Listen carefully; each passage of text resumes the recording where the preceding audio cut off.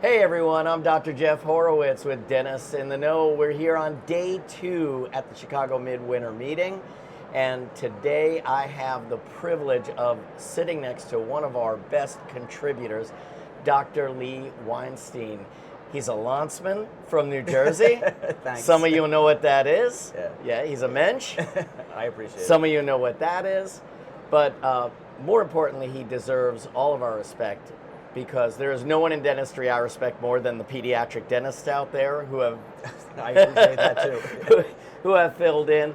I have never met you before this meeting, although we had met online. Correct. A lot of times. Absolutely. We appreciate all the contributions that you've made to Dentists in the Know. And so when you came by, it was really exciting to meet you in person. Tell us a little bit. I know you've been lecturing, you've been on other sites contributing, you've stayed really involved in dentistry, and even though you're not necessarily over small patients anymore, you've had a hell of a career, and you just decided to use your knowledge elsewhere. So tell us about your career, how and your journey through dentistry. All right, so quickly, because I talk a lot and talk rapidly, so I apologize. I either speak with We've got the booth booked all day. Oh, so. It's perfect. I apologize to anybody that I speak with, because I say if I speak to you in third grade or kindergarten levels, that's what a pediatric dentist does. Right. I don't know big words anymore. So I practiced. Well, you're from New Jersey. You should all you need is Philadelphia. There's a difference. Okay. Well, there too. You only need 4-letter words. And I use them quite often. Just ask my wife. Yeah. So I grew up in Philadelphia. I went to Temple Dental School, and I ended up going to Pedo, Temple St. Chris Hospital, and I ended up moving to New Jersey, and then from New Jersey, after Pedo residency, I taught at Fairleigh Dickinson, as we discussed before. Did my first year there. Yeah, it was a great school. Yeah. We were actually treated as equals, and we loved the students that went to that school. Then it closed, and obviously other issues came about. And I moved to Long Island. Long Island. Yes, it's one word, yeah, Long Island. Yeah, I moved to Long Island, and I practiced there for about 25 years. I had 2 offices. And then one day, we were like the Beverly Hillbillies, my wife and I said, we don't live here. Right. We didn't grow up here. Our family isn't here, and there are better places to live. So I said to a friend of mine out in Arizona, I said, well, we're thinking of moving, and we were either going to go to Dallas or Arizona. And I said to my friend, well, we're thinking about doing that. She said, well, I'll see what I can find. 2 days later, she called me and said, I think I got you a job. I said, I had been the king before. I don't need to be the king anymore. Right. So I had an office on the North Shore of the island and the South Shore. I taught at Long Island Jewish residency program for 20 years. I ran a pedo portion of a general practice residency at another hospital in Long Island. And we said, okay, there's better places to bring your kids up, in our opinion. So we packed up Beverly Hillbillies. My kids were not that smart. All we did was take them to a restaurant where they could get free French fry refills at Red Robin and free refills for like soda. Yeah, my son in his first year of college, actually, I think that was 90% of his food intake were the French fries from Red Robin. Correct. Yeah. It was free? Yeah. We have more? Yes, you can. And we had a pool, so that was fine.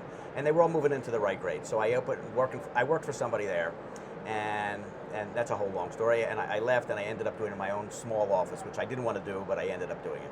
And then I started working for an insurance company, and got involved with state, politics and some stuff. And then I became the state dental director for Arizona Medicaid, which was interesting because I was the only pediatric dentist in the country that ran a Medicaid program, and that's all you do in Medicaid is do that, and they couldn't find pediatric dentists. That's incredible to me, because that's what that's the access to care issue for children. It's insane. Right. Yeah. And that's it. And in Arizona, unfortunately, sorry for anybody that's in Arizona, all of a sudden at age 21, you are off Medicaid. Same thing in South Carolina. Yeah. So I work now with a group that will help, which is a fascinating group. It's IBCCES. It's a group that will help get your offices or businesses to become Certified Autism Centers, which means they treat and train you to understand that segment of population. Right. The city in Arizona of Mesa is a total city that is certified. So that means the police department, the fire department, the pizza place, the library, all the businesses in and around there, the amusement park that's there, all know how to take care of kids. So this company and this group is a great group of people. Again, Medicaid stops at age 21. You're autistic, or you have cerebral palsy, or you have Down syndrome. At 21 and 1 day, it doesn't disappear. Your problem is still there. Right. So I sort of became a spokesperson for that. I love that. I almost wish Jennifer had been here to interview, because Jennifer really does so much in the AGD and in organized dentistry to kind of bring all of these issues to the forefront. And they need to be, and they're not, unfortunately. Yeah. Well, and you know, there's been kind of this disconnect between newer dentists now and wanting to be involved in organized dentistry because they think they don't matter. And it's incredible the amount of influence that one person like yourself can have, you know, if you care enough. True. You have to try. You have to try. But I understand the frustration from people with the ADA, and they think that they're not representing them and whatever. And that's a whole story. But you still have to be a spokesperson regardless. Right. You know, and doing pediatrics, and I guess it's my calling or whatever it is. I work with Southwest Autism groups. You know, you got to do that. You know, you got to give back. Didn't make a lot of money because I did a lot of stuff for free. If you ever came into my office and I knew who you were, I got you a discount. I don't make a lot of money because I have a group called Dentists in the Know. I'm teasing. Or dentists that don't know. Apparently we don't know. We don't know. We don't know. Because we must be doing something wrong. But we can sleep at night. But we're having fun. That's exactly right. That's why Wednesday hump day is the best day. Oh, that's nice. No, maybe I shouldn't say. I get my scotch or whatever. What you shouldn't say, we all have a drink at hump day. Well, that now was I the just purpose. introduced you guys to Mi Familia, maybe I shouldn't plug that, but Mi Familia Tequila, which is perfect. Or even our other tequila company won't be mad. That's exactly our other correct. Tequila sponsor. Yeah, that's it. Or Goodwin's sipping gin is really pretty good. So you put those little cubes in, and you sit and you listen to your speech, your talks, which are great. Because that's, I guess it started before COVID for me. Right before COVID hit, I was doing lectures on dental home by the age of 1, and fluoride and vitamins and fluoride varnish, because still people were using trays and brushing the stuff on. It did absolutely no good. Right. You know, and people don't even understand now, sorry, but people don't understand now that it's something you could bill. Pretty much, right? Well, this was funny. I thought this was funny. It took me 2.5 years in Access Medicaid to get pediatricians to be paid for the fluoride varnish. They've done studies that said 4 applications of fluoride varnish before the age of 2, if you can get 4 in from when the first tooth comes in to 2, will reduce the chances of decay by 30%. So why would you not do that? Yeah. General dentists don't do that. No, most don't. Right, and most still say, oh, you come back at 3. All right, we can get into that later. But anyway, so it took me a while to get the pediatricians to get paid. Then the pediatricians call up and say, well, are you going to pay for, is the state going to pay for the fluoride varnish? And my New York came out and I said, are you nuts? With a couple of other words. I said, no, we're not going to pay. Let's just put it in perspective. The fluoride varnish, that little tube that you get, costs 80 cents. If you have one kid who has 2 teeth, you use 1/3 of that. Or let's say it's 90 cents, you 1/3 of that, so it's 30 cents an application. If you spend 30 cents and you bill that, you will get $27.90 back in return. I said, if I was going to go to Las Vegas and put 30 cents in the machine and pull all day and get $27 back, that's what I would do. I think maybe you should buy your own, because you're not going to get a better return on your money. Right. And you're also helping the kids. That's right. That's even more important. But they look and they, oh, okay, that makes sense. Yeah. So I started to do some of that lecturing, started to do some Access Medicaid stuff, and then I got called to do silver diamine fluoride, a lecture for... which I think is a topic that is really not talked about that much, and I don't understand why. I think, you know, it's not something that you're going to use as an everyday tool, but, you know, if you have kids or elderly patients, I think every dentist should be using this in their office. They should absolutely be in their office. Yeah. It's been around since 1500. In Japan, it was a sign of beauty and wealth to have Black teeth. Black teeth. Yeah. And to not use that in your offices today, it's silver nitrate. It's a reformulation. Although Elevate Oral is I think the gold standard for SDF. Every office should be having it. Yeah. Now that insurance pays it, it's code 1354. They're paying money for it as long as you send in the right documentation. That's all. Which is that's what they it still is don't do about that. everything. Well, yeah, they still don't do that. Tell me what you use, how you use it. It's not just varnish that you're putting on teeth and trying to do that. And there's plenty of people that will try to do that. Whatever. But it's great for little kids who are special needs or just pain in the necks. And I have to wait 6 months to get into the hospital to do them. It's great for 3 or 5 year olds who I just need to hold. I can do a quadrant I just need to buy them a little time. Correct. Yeah. It's great for adults. My father just passed away. He was 96. He had 2 little problems. My cousin who was his dentist who went to Fairleigh Dickinson, I said, Eddie, use SDF on my dad for these two spots. And he goes, it's perfect because he says, I use it all the time.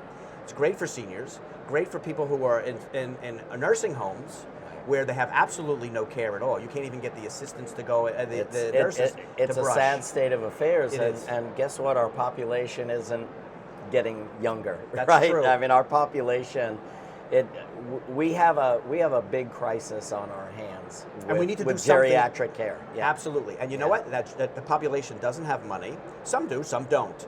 And if you take somebody that has 4 quadrants of dentistry that wants to do the work and has a little bit of money, but they can't do it all at one time, why not hold off a little bit, do 3 quadrants of silver diamine fluoride? This will hold you until we can get to the next quadrant. Right. And that's a great stopgap.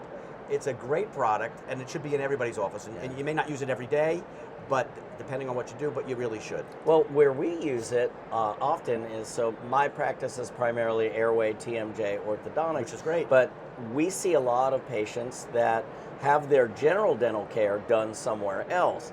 And we'll have, I'm not going to say anything bad or disparaging about other dentists. No. You sometimes shouldn't. there's just shit work, Yeah, right? it's absolutely, we all see it. And you Sorry, see you're decay, right. and it's really Correct. a fine line because I'm also a general dentist. So for me to try to have a conversation with the other general dentists, that's not always an easy conversation. No, it's not. And they're already doing me a solid by allowing their patient to come to me as another general dentist. Correct. It's a fine line you walk. It is. It's a very fine line.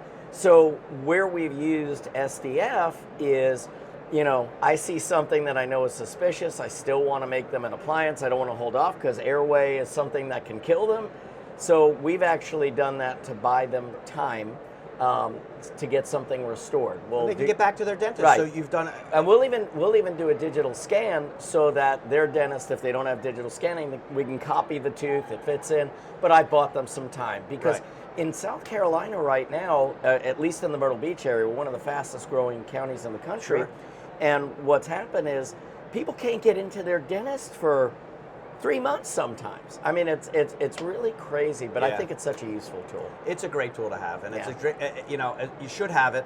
I said my daughter who lives in Park City had a problem, and I said, Brett, let me see the x-ray. There was a little spot over a sealant. I said, okay, so I called the dentist because I'm a Jewish father that says, hey, what are you going to do? And I said, let's look at it in 2 months. So she did, and I said, and she's a sweetheart. She's a very good dentist. And I said, you know what I'd love you to do is when you open up that tooth, if there's a little bit of there, obviously remove it, throw some SDF at the bottom, fill it up.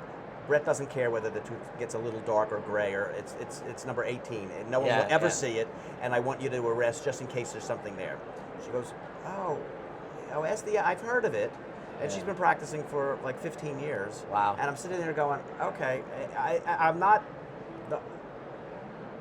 brilliant enough. I mean, I understand the product. I just don't understand why people aren't using it. Right. And maybe at these shows you get more view to it and whatever. Honestly, that's why we're here. That's why we're here. That's why we started Dentists in the Know. It's like, how do we just keep getting information out there? It started during COVID. Needed to have a drink and chat with my buddies. So exactly. Yeah. So back to that. So the COVID comes, and I did I took my daughter who had the decay and went to Austria. She was my IT person because I have absolutely no clue, and I have to call my kids if I have a problem. I said, I don't know how to even set it up. You see all our children are out here running the show Thank God you behind got the all scenes. these kids Yeah, here because yeah. I have no clue. Yeah. And now my kids, I live in Arizona. I've got one in Park City, Utah, one in Nashville, and one in Charlotte. So I have to call them up and say, how do I get out of this? And then they yell at me for 3 minutes, and I say, okay, now tell me how to get out of this. Yeah. Okay, so we get out of it. So I took her, and we had a great response. The foreign market is even less knowledgeable. Australia and Germany are pretty good, Yeah. and Austria was pretty good. But we went to Latvia. I went to Latvia and talked to some dentists in Latvia. We're on another planet.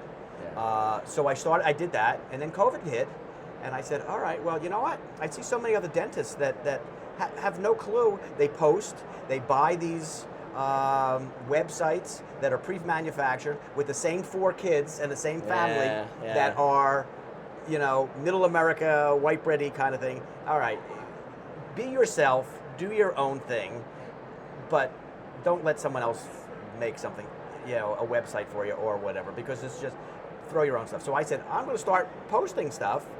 And I wanted to introduce people to different things, so which is what I did. Some were fun, some could be interesting facts. I have 350 or 400 posts that we've done with you guys, and you guys are responsive. You click it, I'm there. Some people I have to wait a week or 2 to even get the post posted. Yeah. One of my pet peeves is, if we want to be treated like physicians, and we should be, we're physicians of the mouth, then maybe we need to know a little bit more about health. You'll understand that perio problems can have a heart problem. You're preaching to the choir on that one. Yeah. Correct. You have sleep dentistry. Are you kidding me that people don't have any clue? Yeah. So you sit there and go, that's just insane. So I started posting that. I just posted, one of my posts, maybe like last week or the week before, was on phone, it was on the cell phone, and voice recognition. I don't know if you maybe remember it, maybe not. Voice recognition to determine whether or not you may have diabetes 2. And I'm sitting there going, that's just like and I read, I got health journals, I get all kinds of other stuff. And this was a little blurb.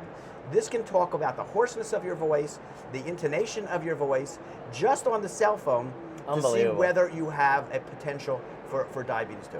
Yeah. And I'm sitting there going, that's insane. So I post that.